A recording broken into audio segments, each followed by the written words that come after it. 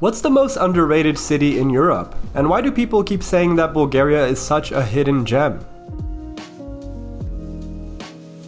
I've now been traveling the world for 11 years and I just landed in Plovdiv, Bulgaria for the first time, and let me tell you, I think I'm falling in love with this place.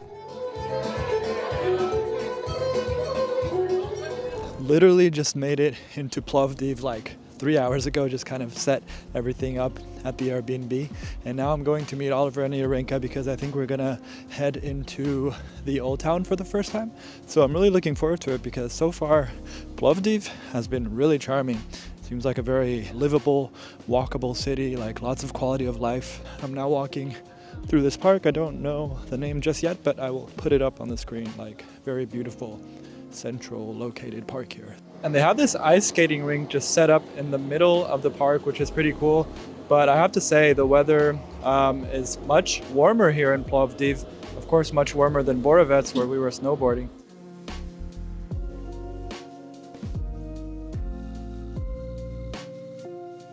Help me guys, I am blown away by Plovdiv so far. I want to move here ASAP. So we just walked to one of the hills. I believe there's like 6 or 7 famous hills here in Plovdiv. And look at this view behind me. This is not even the best view, but I haven't even seen the other one yet, but this is pretty awesome. You can see the whole city of Plovdiv with like the more Soviet architecture. Pretty sweet. And I think on the other side where you can see the old town, it's even better. Let's go check that out, just right up here. How amazing is this view? So basically Oliver was telling me that Plovdiv is known for 7 hills, but they actually blew one up to build a beer factory, which I'm kind of down with, to be honest. So now there's only 6, and I think you can see 5 from here. I don't know where the 6th one is. So we're on one hill, and here you see 2, 3, 4, 5. Don't know where the 6th one is, but man, this is a pretty sweet place to just come and read a book or something at sunset. And there's also a beer bar down there, which I kind of want to check out. Time to go to the Beard House. And it says best beer point in town. Gonna have to trust that. Oh, looks like they're making some carpets here. All right. Apparently there's this awesome view here from this beer house. Pretty sweet view.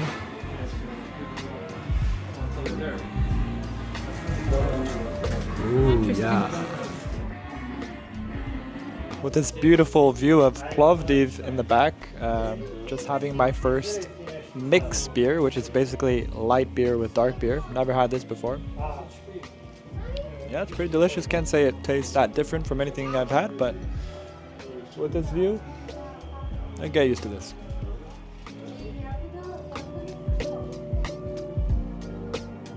We're now at one of the most happening little street food places here, selling doner kebab kind of things. It's called Alex Foods, and it's open 24 hours. So Oliver and Yarenka are telling me like a lot of the drunk people come here after the clubs and stuff, but even now around 7 p.m. it's quite full already.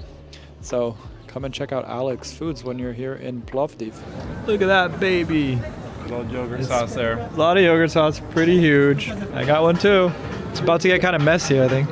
The first try of the famous Alex Foods doner, so look at that.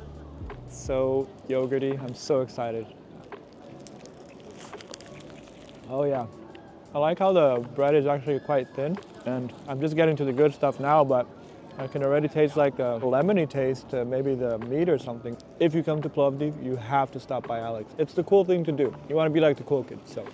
It's day 2 here in Plovdiv, and I have left the house much later than I would have liked today because, well, digital nomad life. I just had to teach some English classes before heading out today. It's actually only 1 hour until sunset, so I'm gonna have to see how much of the town I can check out before then. I guess first I'll head to one of the many Roman ruins that they have here in Plovdiv. They have like ancient stadiums underground and stuff like that, so let's see how much of that I can see before the sunset. Later I'm gonna hit Kapana, one of the hippest parts in town, for a beer, so follow along on the Plovdiv journey. Let's keep this going. Well, here in town you already start to see a lot of the Roman structures that they found when they were building Plovdiv.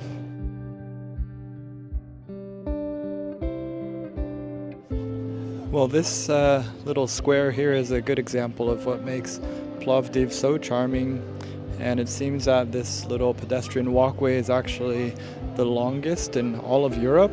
And it's just so nice walking around here. There's no cars or anything, and lots of shops and restaurants and cafes.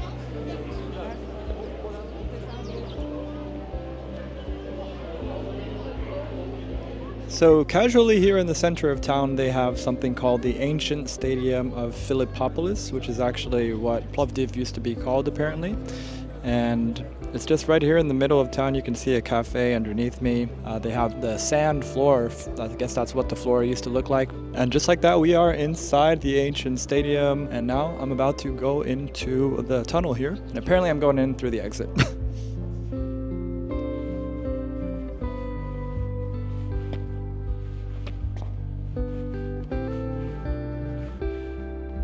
If you look at the map here, this is what it used to look like.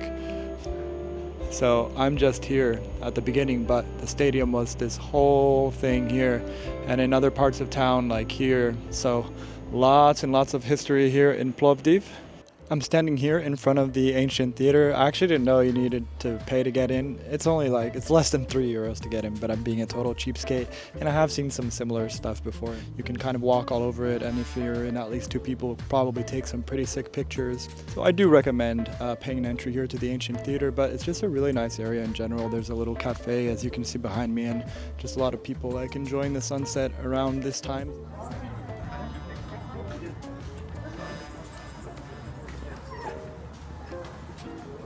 Well, I caved and came back to Alex Foods, but not for the donut, for something else. Irinka had told me about the corn pizza that they have here, which apparently gets a lot of hate from a lot of people, but in Brazil we also eat corn pizza, so I just had to come and try the Bulgarian version, and here it is.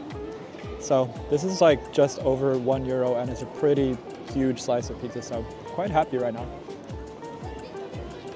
We are at Ailiakeria, and Ailiak is a slang word from Plovdiv, the city we're in, that means to chillax, to relax, to be super, go with the flow. It's living up to the name. It's pretty chill, so good name.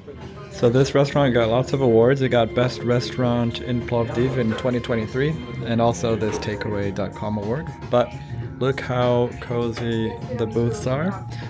And yeah, it's just kind of a restored old house. And it's got the nice walls where you can see the other restaurants as well. Nice windows. I have ordered this big slab of horse meat. The waiter said it was quite juicy and kind of tastes like steak. I've had horse meat before over in Spain, but this is my first Bulgarian horse meat, so let's give it a spin. And yeah, that's quite an easy cut, and it looks delicious, kind of like medium. And woo!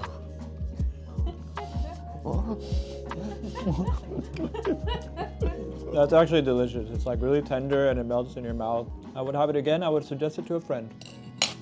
I'm now arriving in Kapana, which is actually Bulgaria's first creative district. It's a small neighborhood, not very big at all, but it's really cute. Cobblestone streets and restored buildings. And in general, just a lot of places to come and hang out. Pastries, bakeries, eateries, gastropubs, French restaurants, everything. And it gets really charming at night as well. They put out a lot of tables on the streets, and they have little fire on the tables to keep you warm. So it's just a really charming bohemian district to come and hang out here in Plovdiv. I'm gonna go meet my buddy Lucas at a bar called Cat and Mouse. And I was there last night, and they have some pretty good craft beers over there. And now for the important part of the beer. Yeah. So, 1 Weiss for me, 1 EPA. 1 EPA and 1 Pale Ale. Okay, all 3 big, right? Pints. Yeah. Okay. So what do you think of the neighborhood and the bars? I don't know how to explain it. It's just, I don't have words to explain. You have to come here, it's the perfect place to have a beer after a day walking around the Plovdiv. The city itself, it's amazing, and I believe that this neighborhood kinds of resume what the city is, it's really amazing. And how's the beer at Cat and Mouse? This is the only place you can drink this beer in the world, according to the bartender. Really? Yeah, he told me that. So, yeah, it's The right place then. yeah, definitely, it's very good.